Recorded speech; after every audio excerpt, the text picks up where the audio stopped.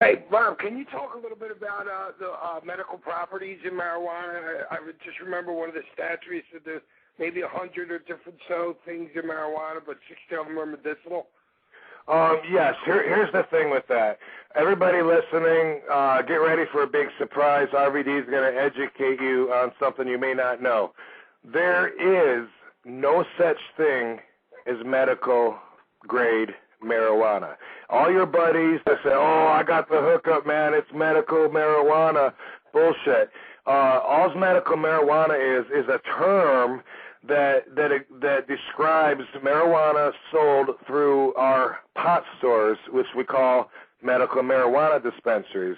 The people that sell the pot to the pot stores are the same people that have always sold pot on the street. Now they go and they get themselves regulated, so now they're paying their taxes and they're registered as a grower, you know, with a list of patients, and that way, you know, it's legitimate business. We're paying taxes on it. They're in the system. That money's not all going to the streets.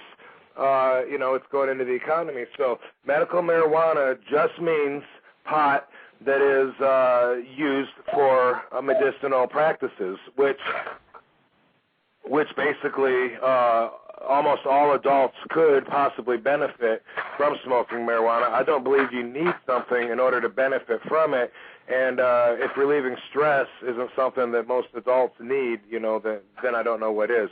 Here in California, we started with the legalizing of marijuana in 1996 with Proposition 215, so we were the first ones.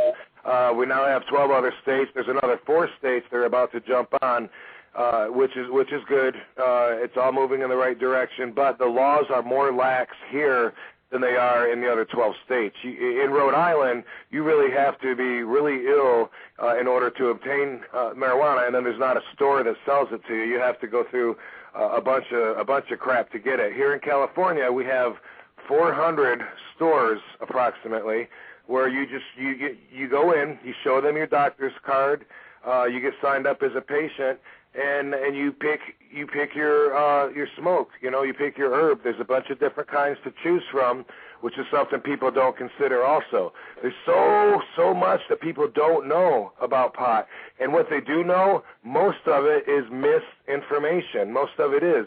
So a lot of people say this, oh, I can't smoke. I tried a joint once in college. I know what it does to me. Really? Well, let me ask you, what kind did you smoke? Was it a sativa? Was it an indica? You know, how many people smoked it with you? That's something people don't consider. Sandman, if you had a beer and it was me, you, Sabu, and Fonzie drinking the beer, you would know that you only had a quarter of a beer. You would know that you didn't drink the whole thing. People don't consider that with marijuana consumption. There can be a joint with 8 people hitting it or 1 person hitting it, and they're still going to say, oh, yeah, we smoked that joint. Well, that's a huge difference in the amount that you're actually ingesting, which obviously is a direct correlation with the results. That's something people don't consider, and we don't do enough research or study on it, or doctors would be able to recommend appropriate usage for appropriate causes with the appropriate amount and recommendations. It's all research that we don't do in the United States. So there's people that know, and then there's people that don't know, that are way on the outside that don't even know where to get the information to know, because there's so many lies out there. So we're telling them the truth and doing some educating here on Sandman's Last Call. Nice. Actually, we have some callers that are calling in. Do you guys want to take the call? Yeah, bring them in. We'll start with the caller from the 925. I believe this is Alex R. Hey, how you guys doing? Excellent. 925 is Northern California, right? That's correct. Yeah, actually, you guys are growing it there, aren't you? Well, I'm clearly not, but weed is pretty much like Rob said, that it's legal via from a medical standpoint here. Although I have to praise you, Rob and Baby Doll's perspective on marijuana, because I completely agree 100%. And I think that a lot of people need to open their eyes, towards towards the truth and how it's totally blown out of proportion. I do have to ask though, I guess, what are your thoughts on, like, currently WWE has a wellness policy, and apparently they charge like $1,000 fine for people for the wrestlers who are under the influence of marijuana. Is this do you think it's adjusted for WWE to do this, or Sandman, go ahead and answer that before I give my long-winded answer. I believe Vince owns the company, and Vince can do as he damn well pleases. It's your floor. Hey, Baby Doll, what do you think about that? I have to applaud Vince's new drug rehab. I mean, because Jake and Sam have both gone through it.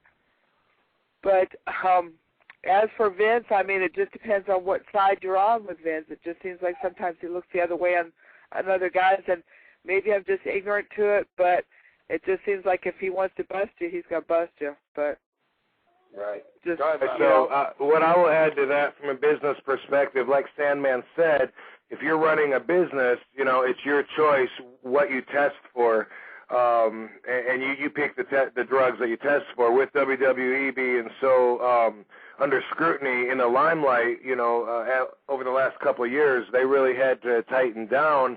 And so, marijuana was not tested for the longest time. And when they really, after the Benoit tragedies, when they cracked down on the drug testing, and when Congress was involved in looking at their wellness program, a lot of the boys, this was right after I left, a lot of them switched to marijuana. A lot of them were calling, asking advice from me on marijuana because it was the only thing that they could do, that they could take, to help with everything from trying to regulate sleeping patterns to fighting off the pains of the bumps and bruises to just keeping you regular when you're traveling from all those crazy hours. And like I said, I mean, the list of benefits, especially for anybody that performs in front of a high-pressured situation like wrestling in front of thousands of people, they could look into something, and they make it so hard.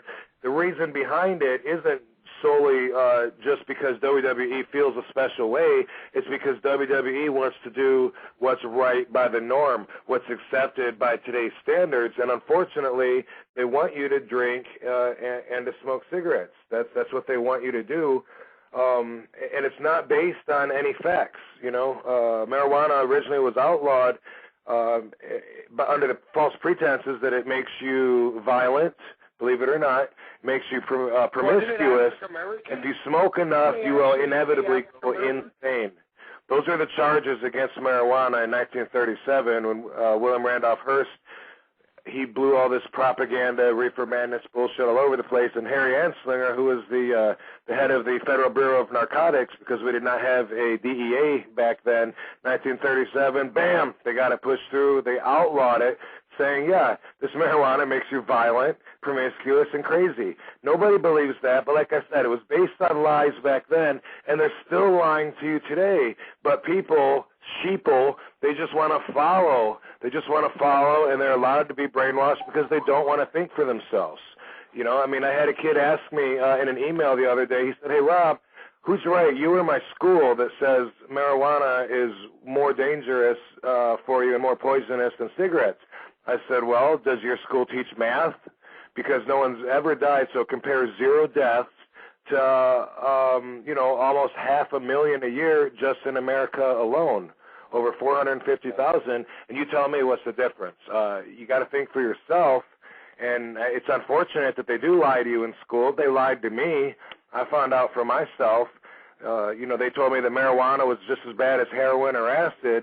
So from my perspective, if I'm a kid that decides to try marijuana, which, by the way, I do not condone kids smoking marijuana, but my point here is they try to say it's a gateway. Well, they put it in the same fucking gate. If Uncle Johnny smokes pot and I try that, and hey, Uncle Johnny's not a bad guy, I'm going to try pot. Well, shit, pass me the heroin or acid. Government tells me it's the same thing. That's what I learned in school. No. Wow. Alex, thank you for your call, Corey. We got Thank somebody you. else? Yes, we do. Caller from the 413. You're on air. Hey, what's up, guys?